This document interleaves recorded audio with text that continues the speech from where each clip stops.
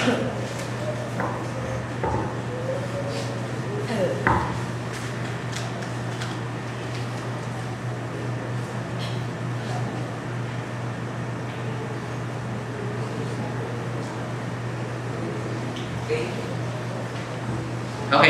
muli po ay aking pinapasalamatan ang magandang espiritu ng ating usapan. At ngayon ay panahon naman para sagutin ang mga bagay na kanyang sinabi sa abot ng oras na aking aabutin. At kanina ay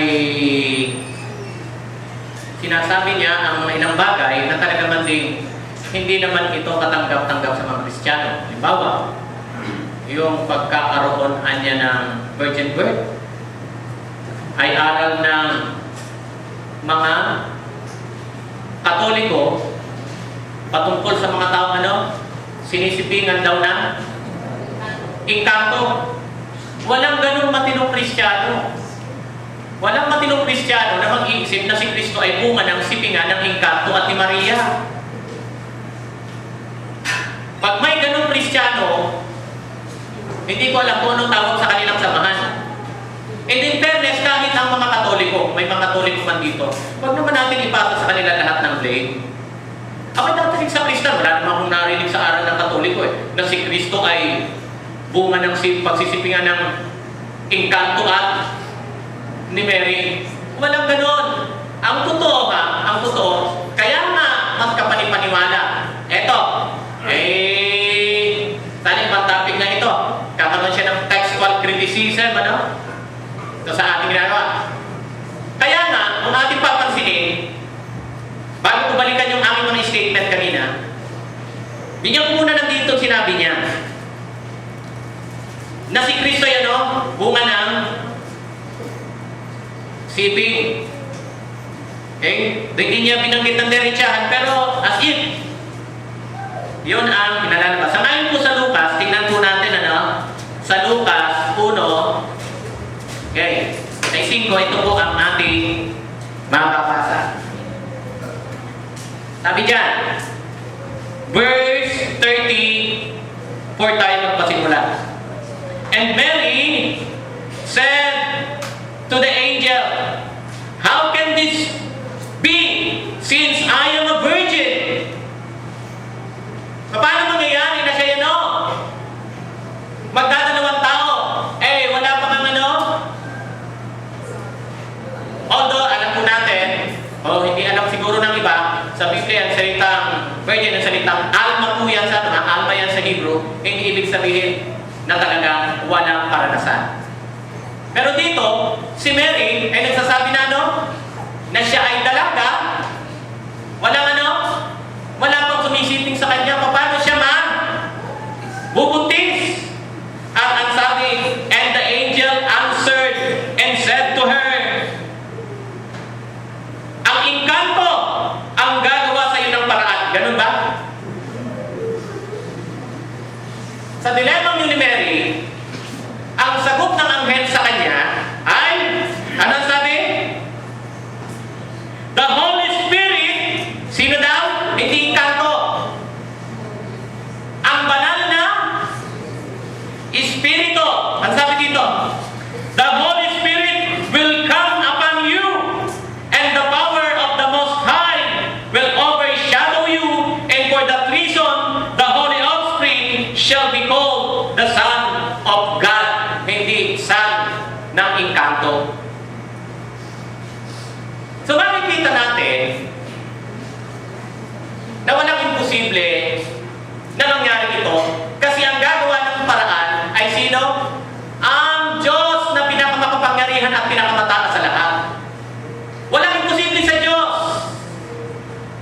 Sabi ng ating Paiso Kristo sa 19 ng Mateo, sa tao, ang mga bagay ay merong kaimposiblihan. Pero sa Diyos, lahat ng bagay ay may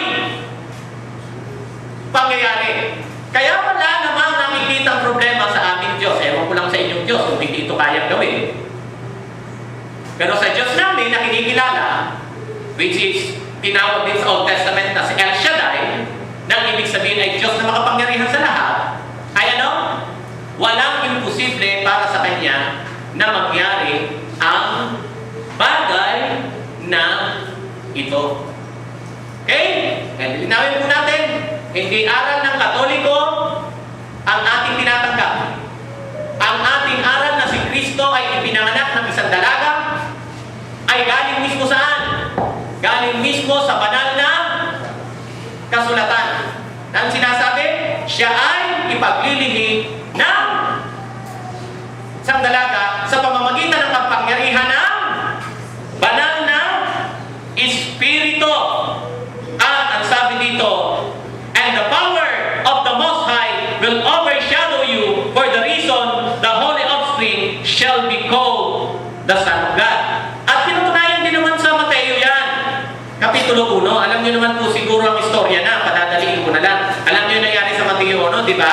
Si Joseph, nung malaman na si Mary ay buntis, gusto niyang tumakas. Kasi nga naman paano mangyayari na hindi pa naman niya ginagalaw, biglang nabuntis ang kanyang magiging asawa. Subalit nung pinagtatanto-tanto niya ito, ang sabi dito, and Joseph her husband, being a righteous man, not wanting to disgrace her, desired to put her away secretly. But when he had considered this, behold, an angel of the Lord. Hindi na naman yung kanto ito, ha? Sino po ang nagpakita kay Joseph? Anghel ng Panginoon. The angel of the Lord appeared to him in a dream, saying, Joseph, son of David, do not be afraid to take Mary as your wife, for that which has been conceived in her is of, inkanto, is of the Holy Spirit. Makikita natin ano po, sana naman huwag na tayong umabot doon sa masyadong mababaw na mga pagpaparatan para lang i-deny natin, ang katotohanan tungkol sa bagay nito. Besides, sabi ko nga ba't ba ako naniniwala na si Kristo ang Misaya? Una, di ba? Unang sinabi ko, unang-una nga, ba't ako naniniwala? Kasi si Kristo mismo, klinain niya yun. At si Kristo, kagaya ng sinabi niya, hindi naman siya naniniwala na si Kristo ay makasalanan. In fact, ang record ng Biblia, si Kristo ay hindi nagkasala. At hindi siya sinungaling higit sa lahat. Therefore, kung hindi sinungaling si Kristo, nung angkinin niya na siya nga yung Misaya, ibig sabihin, ay totoo ang kanyang pag-aangkin. Kasi hindi siya sinungaling. Saan matatagpuan yan? Okay, unang talata. Tingnan natin ha. Wala siyang kasalanan sa Hebreo 4:15. Makikita natin. Hebreo 4:15, sinasabi po rito ang ganitong bagay. For we do not have a high priest who cannot sympathize ng ating Panginoon with our weakness, but one who has been tempted in all things as we are, yet without sin. Ano sabi? Si Kristo ay ano? Hindi siya nagkasala. Wala siya nakamit na kasalanan. Tantamount na hindi siya lalong nag-commit ng kasinungalingan. Kaya nga ang sabi dito sa unang Pedro 2:21, ang sabi dito hanggang patuloy, verse 22, for you have called this for this purpose, since Christ also suffered for you, leaving you an example for you to follow his steps, who committed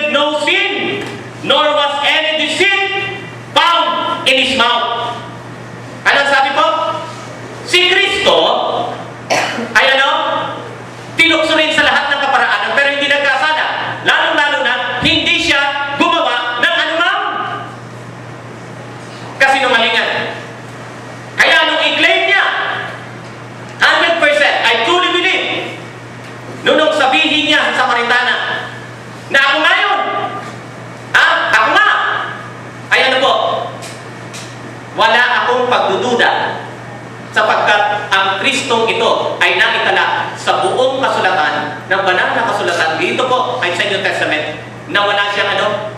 Na wala siyang kasalanan. Okay. Admitted na ang salitang Masya, Christos, sa Greek, ay hindi exclusive. Kasi ang ibig sabihin dyan is anointed. Anointed. Pero, titingnan natin kung sino naman talaga yung Misaya na hinihintay. Yung Misaya na talagang inaabangan. Okay? At mahirap mong magawa, mahirap mong magawa na moro-moro ang bagay na ito. Abay, mahirap itong mangyari. Halimbawa, isa sa mga hula patungkol sa darating na Misaya, matatagpuan, sabi ni Brada, matatagpuan sa Mika 5:2. Sa Mika 5:2. Ano pong sinasabi sa Mika 5:2? Na ano? Na darating, alin? Ang isang saya. Okay. Mika 5:2.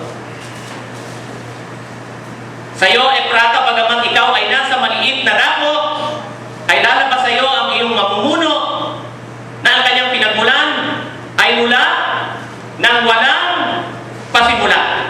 Ngayon, titingnan natin, may mga babasahin ako na sinulat ng mga Hudyo. Ang sabi dito, patungkol sa aklat ng Mika 5:2. Ang sabi dito, on Micah 5, you Bethlehem Ephrata has been too small to be counted among thousands of house of Judah. From you, come out the Messiah, come out the Messiah, who will rule on Israel and whose name has been pronounced since eternity. Ayan sa Targum of Jonathan. Ito yung mga kasulatan na ginagawa mismo ng mga Targum. Ito yung parang mga komentaryo na nila sa kanilang Old Testament, doon sa Tanakh. Okay? Sino daw itong nasa Misaya 5:2? Nasa kain sa Targum of Jonathan ay wala iba kundi ano? Wala iba kundi ang Misaya? Aba, ito daw yung alin? Ito yung kanyang pangalan ay simula pa ng eternity. At ito yung Misaya. Alam naman natin na ang ating Panginoon Jesucristo nang ipagbuntis ni Mama Mary, sa dinami-dami ng panahon na kumbaga statistic record ang gobyerno ng Roma, ay ba't naman talagang nataon pa doon sa kabuwanan ni Mary. At habang sila'y naglalakbay, wala naman tayong mababasa na talagang nag-effort na muso si Mary, oy, Jesus, para wag lumabas na moro-moro itong bagay na ito. Pwede bang sa ayaw at sa gusto mo, nandito na tayo sa Bethlehem, pwede bang lumabas ka? Walang ganon. Kundi pagdating nila mismo sa lugar ng Bethlehem, ano nangyari? Si Mary ay nag-labor at doon ipinanganak ang ating Panginoon Jesucristo. Para makita niyo ang impact ng bagay na ito, ito yun. Meron ba sa inyo ang sa ngayon ay pwedeng hulaan kung saan ipapanganak ang susunod na presidente ng Pilipinas 700 years from now? Meron po? May nakakaalam? Siguro kahit akong lumitaw na, mahirapan kayong malaman. Eto, litaw na ako ha. Siguro mahirapan kayong malaman kung saan ako'y pinanganak. May nakakaalam? Litaw na ako, hindi nyo pa alam. Pero tingnan nyo, bakit ko sinasabi ito? Kinumpleto yung Mika 5:2, ba't sinabing Bethlehem Ephrata? Kasi alam natin na sa kasaysayan na na nung mahati ang kaharian matapos maghati si Solomon, ang northern at southern kingdom ay nagkaroon ng dalawa. Kaharian, na hiwalay ng Israel, naging north and southern kingdom, at itong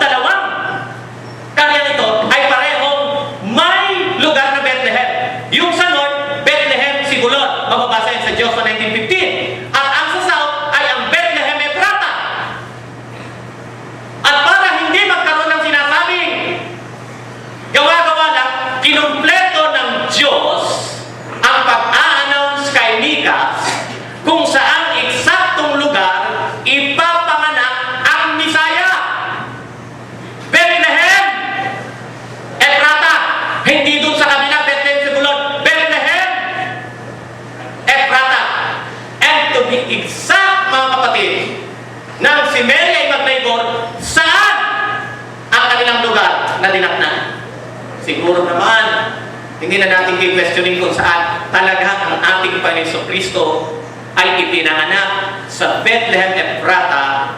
At sinabi yon 700 years bago mangyari ang bagay na yon. Sinabi na sa Biblia na ang Misaya.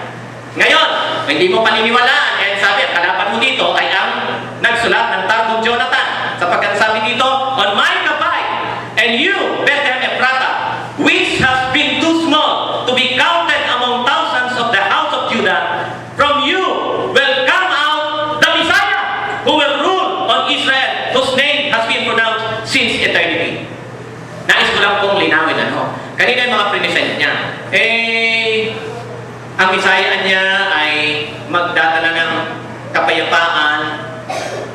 In fact, sa totoo lang, naniniwala ang mga totoong Kristiyano na talagang na kay Kristo ay may kapayapaan. May kapayapaan sa kanilang mga puso. Yung mga totoong naniniwala sa ating Panginoon Jesucristo. Pero yung sasabihin mo, dapat wala nang gulong nangyayari sa sanlibutan, baka nakalimutan na maging ang ating Jesucristo, sinabi niya, na isa sa palatandaan bago siya dumating, ang panahon ay talaga at ang mga ugali ay talaga magiging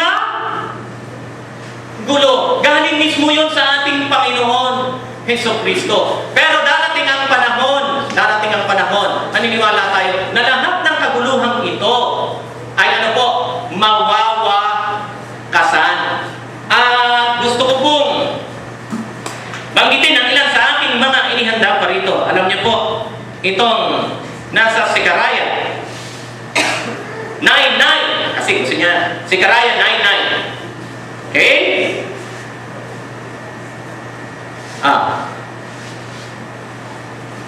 Kanya ka. Last 2 minutes. Okay.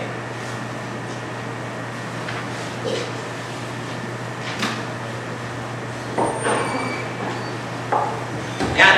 Sekaraya 9:9. Sabi diyan, rejoice greatly, O daughter of Zion.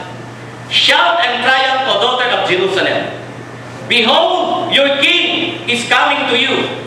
He is just endowed with salvation, humble, mounted on a donkey, even on a colt, the foal of a donkey. Alam niyo po, sabihin natin, nakasabihin, moro-moro ito. Sabi nga ng ating Panginoon Kristo, inaangkin ko ang isang bagay, pero dapat pinapatunayan na. Ano po? Eto, alam naman natin, bagamat di tayo naniniwala sa mga paniniwala rin na mali ng ating pinagis ng pananampalataya, pero hindi naman lahat ng kanilang pinaniniwalaan mali. Alam natin yung sineselebrate din ng Palm Sunday ay talagang nangyari yun minsan isang beses sa kasaysayan ng mundo. Nang ang ating Panginoon Kristo ay pumasok sa Jerusalem, ang sabi ng isa nagngangalang scholar na si Fleming, isa po siyang biyasa scholar ng banal na kasulatan. Ang sabi niya rito, the palm, makinig po tayo maigi, the palm became a symbol of Jewish nationalism. Kaya pala sa dinami-dami ng dahon, palma ang kanilang kasi ito ay symbol ng kanilang nationalism. But on Palm Sunday, the poor population of Jerusalem was feeling the heavy arm of Rome over them. Yun na kasi sila isakop ng ng imperyo ng Roma. There was a popular understanding by Jews of Jesus' day that Messiah would come during the Passover season. Do you remember in John's Gospel that after Jesus fed 5,000, the people wanted to make him king because it was Passover? The role of Messiah would play in the hopes of the populace was that he would deliver the people from oppression as in these days of the Exodus from Egypt by bringing. Pwede bang tapusin ko lang? Yeah. Bibigyan rin kita ng sir? Okay. Okay. Yeah. Nakikiusap lang kung pwede. Kung hindi. Rule is a rule. Rule is a rule, pero mayroong exception to the rule. Kaya kay Robert Porto, nag-issue ko 20 minutes. Dadako po tayo pagkatapos mo nito sa interaction.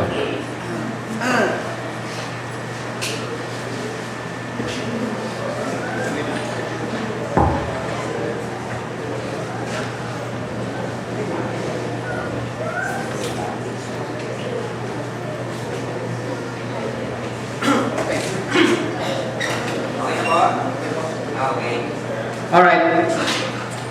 Yung mga kinote kanina ni Brother Richard about the birth of Jesus ay mayroon siyang dapat na kagagalingan siya doon sa Old Testament dahil yun ang pinanggagalingan dahil prophecy. The prophecy must be complied by the Messiah in order to be qualified as the true Messiah. Doon sa Micah chapter 5 verse 2, I will negate yung mga sinasabi niya dahil hindi niya binabasa yung mga karugtog. Yung context. He was not reading the context. Okay? Micah chapter 5 verse 2. If you continue reading doon sa verse 5, yung darating na yan, this one comes to be peace. This one comes to be peace. Doon sa verse 7, sa pagdating niya, yung remnant ng Israel, titipunin niya. Itong laging tinatanong natin, nangyari ba sa panahon ni Jesus yan? Within his lifetime, 30 years, nangyari ba yan? Nangyari? Hindi po nangyari. Sabi nga niya doon sa Matthew chapter 10 verse 34, I did not come to bring peace but a sword. Sword is a metaphor for what? See? So he was not the fulfillment of Micah chapter 5 verse 2. Doon sa verse 7 ay sinasabi na pagdating ng Messiah na yan, na siya yung peace, ang remnant ng Israel titipunin. Titipunin niya. So hindi natupad kay Jesus yun. Hindi niya natipon yung 10 tribes at saka yung Northern Kingdom at Southern Kingdom. Sasabihin naman niya kanina, sinasabi niya kanina, na wala daw mali si Jesus. Ngayon makikita po natin kung anong mali-mali doon sa New Testament. Okay? In fact, kunti lang ating nilisa rito. Ito, one of the misquotation from the New Testament, pero hindi ko babanggitin ito. Ang babanggitin natin yung doon sa kanyang kapanganakan. Ito, kasi ito ang kinukot. So, basahin po natin ito. Behold a virgin, now all that was done, that it might be fulfilled. Remember, that it might be fulfilled. So this supposed to be the fulfillment, which was spoken of the Lord by the prophet, saying, Behold, a virgin shall be with a child, and shall bring forth a son, and they shall call his name Emmanuel, which being interpreted is Galilas. Ayon po sa King James yan.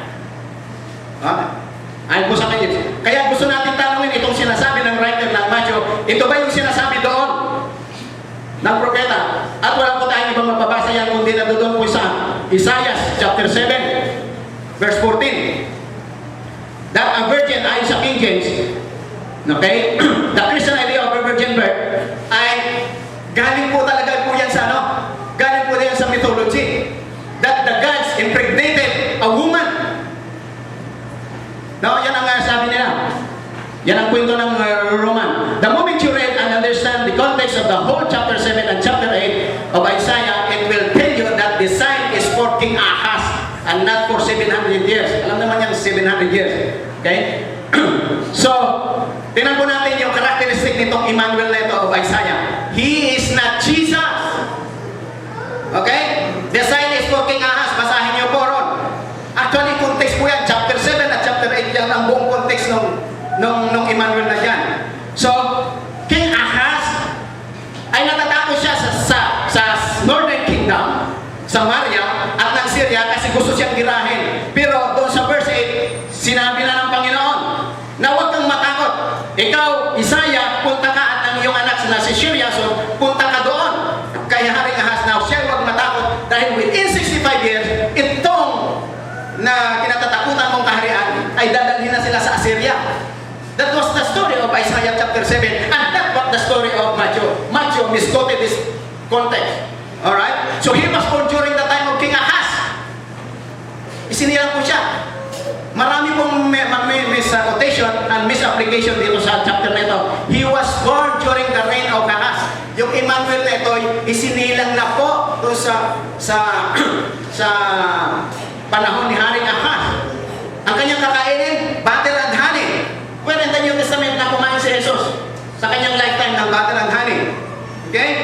Doon sa verse 16 ng chapter 7, sinasabi na itong ipapanganak na Emmanuel, may kakayanan magkasala. Tatanggapin ba niyo ito? Dahil tinukod niyo itong sinasabi ni Isaiah, yung Emmanuel. Itong Emmanuel na ito, he has the capacity to sin. Sinasabi ni Isaiah that kay Haring Ahaz that before the child shall know the good and evil, to do good and to choose the good and evil, the kingdom that you abhor shall be carried into Assyria. That was the prophecy. Nangyari lang po ito noon, not some 700 years later. Ipinanganak na itong Emmanuel sa panahon ni Isaiah. Nakita ni Haring Ahaz, he was a son of Isaiah from sexual intercourse. Hindi virgin yung babae. Basahin nyo dun sa verse 3 ng chapter 8. And Isaiah went to a woman. In fact, ang King James sinasabi, young prophetess. And he went to a young woman. And she bore a child.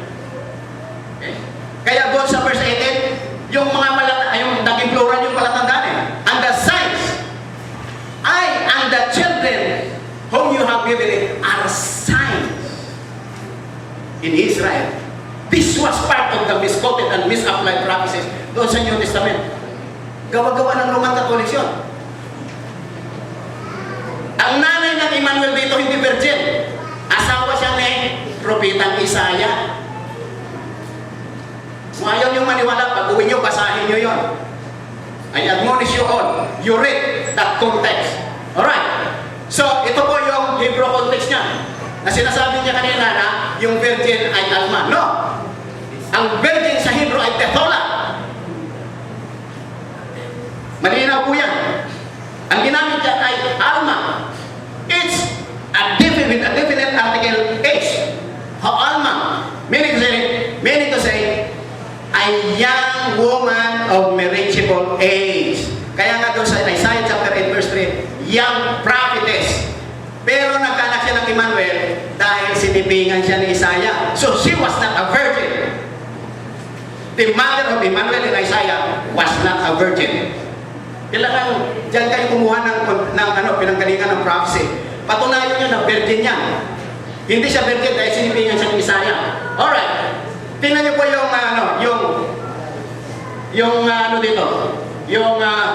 yung misquotation ng mga translators.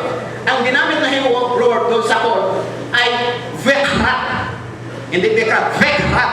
Yung root word niya ay kara. Meaning mention or call. Yung last word yan, last letter yan, ay a feminine suffix. Hindi yan mem. Pag mem yan dapat ay singular na masculine. Pero singular na feminine po yan. Vekarat is a singular third person. She. Tingnan niyo po yung translation sa King James. Napakalinaw na mali. Not just text or criticism. That's true. You can compare it from where the text was taken. Yan ang sinasabi, behold a virgin. She wasn't a virgin, a damsel. The Hebrew word used was ha'alma, hindi Bethola. If that was virgin, then it must be Bethola. Alright? So, the Emmanuel, yung sinabi, they, hindi yan they, she yan. Because of the suffix, tab. Sabi niya kanina, hindi tayo magkano sa mababaw. Yes, this is really a deep study. Alright? So, mali. And they shall call his name. Mali ang quotation eh. And she calls his name. Emmanuel. Now, where in the New Testament na si Jesus tinawag ng Emmanuel aside from Matthew chapter 1 verse 23? Give me one passage from that. A book hanggang sa book of Revelation. Wala kang mabasa. Not even one. Because Matthew chapter 1:23 is a misquotation and misapplied prophecy to Jesus by the Roman Catholics. Right? And followed by Protestants and the rest of those who believe in the New Testament. Hindi yan ang sinasabi ni Isaiah. Alright? So misquoted, misapplied, disappearing servant. Titignan natin na ito. Titignan natin yung yung Isaiah ay yung sinasabi ng Zechariah, chapter 9, verse 9. Ito po yun. Another part of the misquotation and misapplied ng mga Christian apologists na inadapt din ni Brother Richard. Tingnan niyo po yun. Rejoice, O greatly, daughter of Zion. Shout, shout, O daughter of Jerusalem. Behold, the King. Dahil may nabasang King. In fact, yung kanyang kinukot ng mga harbo, walang sinasabing Jesus. Yes, the Hebrew believe in the Messiah, but they do not believe that Jesus was the fulfillment of that. Sana intindihan natin ito. The Torah and the Tanakh is very clear. The King cometh unto thee, he is just and having salvation, lowly and riding upon an ass, and upon a colt, the foal of an ass. Nagbasa ng isang verse ulit yung mga Christian apologists, pero hindi nila tinutuloy. Doon sa Zechariah chapter 9, verse 10. Okay? Again, when carefully read and understand the context of the source writing of Zechariah, it will clearly show that Matthew 21 verse 6 is a product of misquotation of Jesus. Tingnan niyo po ninyo sa verse 10. And I will cut off the chariot of Ephraim and the horse from Jerusalem, and the battle bow shall be cut off and shall speak peace. Ganyan bang sinabi ni Jesus? Nagsalita pa siya ng peace? No. Sabi niya, I did not come to bring peace. Matthew chapter 10 verse 34. But a sword. See? Kaya pinag-away niya nga pati na. Okay? Ang tatay pinag-away niya. Alright? Tingnan niyo po dito. Ano pong ibig sabihin nito? Since this is a parable, this is a prophecy of the northern kingdom Ephraim and the southern kingdom Judah, which has a capital in Jerusalem. Alright? At yan po, ay sa pagdating ng Messiah, hindi na sila mag-aaway-away lagi. Kasi after King Solomon, nag-away-away na sila. Yung prophecy ni Isaiah chapter 7, nag-away-away sila. Inaaway ng northern kingdom yung southern kingdom. Better know the story. This is the true story of the Hebrews. And if you do not know the story, then you will be misled. Okay? Nag-away-away sila. Kaya sinasabi na, within 65 years, tatanggalin ko na yun as a people itong Northern Kingdom. Kaya kasama tayo doon sa Northern Kingdom. The Ephraimites. Kasama tayo doon, nalaging Gentiles. They make it to Gentiles. Yan ang sinasabi doon sa Micah chapter 5. They will mingle with the Gentiles. Yan ang sinasabi. The whole context. Okay? And then, sabi doon sa pagdating ng Messiah, hindi na sila mag-aaway.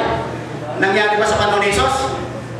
Nangyari ba sa panahon ni Jesus? Ito ang lagi natin tanong. Nangyari ba itong mga prophesyang ito sa panahon ni Jesus? Hindi. Kaya nga dahil hindi nangyari, yung mga futuristic view ng Roman Catholics, nagsabi sila, ay mayroon pang second coming. Doon sa Old Testament, ang dami ng coming na ginawa ang Panginoon. Ang dami na niyang coming na ginawa. Okay, the second part of Zechariah chapter 9 verse 10, and his dominion shall be from sea to sea, and from rivers to river, from the ends of the earth. Nangyari ba yan ni Jesus? Naghari ba siya? Worldwide? Hindi. Bago mangyari yan, pinatay na siya eh. Yes, we believe that Jesus, Joshua, nagturo po siya ng kautusan. But he was not the prophesied Messiah. Nagturo po siya ng righteousness, and some other accounts sa New Testament dinistort na po ng Roman Catholics na ating di pinaniniwalaan hanggang ngayon. And I can tell you that attributes of the king of Zechariah, he will reign from sea to sea and from river even to the ends of the earth. Usher the world peace, reuniting the true houses of Ephraim and Judah. Hindi po nangyari yan sa panahon ni Jesus. Now we beg the question, did Jesus reign from sea to sea and from river to river, from the ends of the earth? No, he did not. Did he reunite the northern kingdom and southern kingdom? No, he did not. He was not able to reunite. Did it happen in the lifetime of Jesus? No. Did he bring peace? No. Okay? Let us see what Jesus said when he came. Matthew chapter 10, verse 34. I came not to send peace. Is that what the fulfillment of Micah chapter 5? From verse 5? No, because that is context. And the one who will come in peace siya na parito para magbigay ng kapayapaan. Kaya lahat ng kaguluhan nito, napropesiya na niya. Because siya ay nagturo ng kautusan. Pero yung ibang account sa New Testament, dinistor na, dinagdagan. Inilibig siya na Diyos, na hindi naman siya Diyos. You see? Yan po ang katotohanan. It certainly did not happen. The undeniable truth, as the Christian apologists also know, is that Jesus was killed, not fulfilling this prophecy of Zechariah. Okay? And even in Micah, he did not fulfill that. Anyone who claims or claiming to be the Messiah but fails to fulfill any of prophetic mission falls within the category of false Messiah. Okay? Kaya yung mga doon sa John chapter 4, dinagdag yun ng Roman transcribers to make their idols. Ginawa nilang idol si Jesus na hindi naman niya kininin yun. In fact, Revised Standard Version preface, mayroong mga transcription na mali-mali. Kahit kung sinabi ba yun ng mga prefaces doon, paniniwala mo ba yun? Now, this is not the thought that should be thrown into the minds of those who want to research the truth.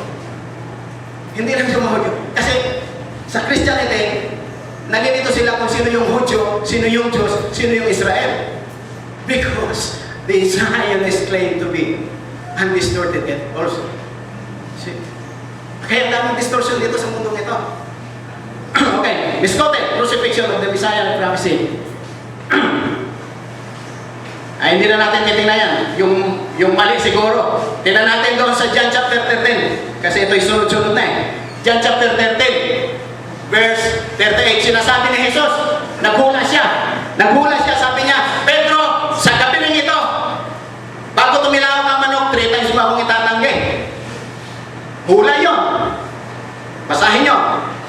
Ang fulfillment na doon mababasa sa Mark chapter 16. Chapter 16, verse 66 hanggang 72.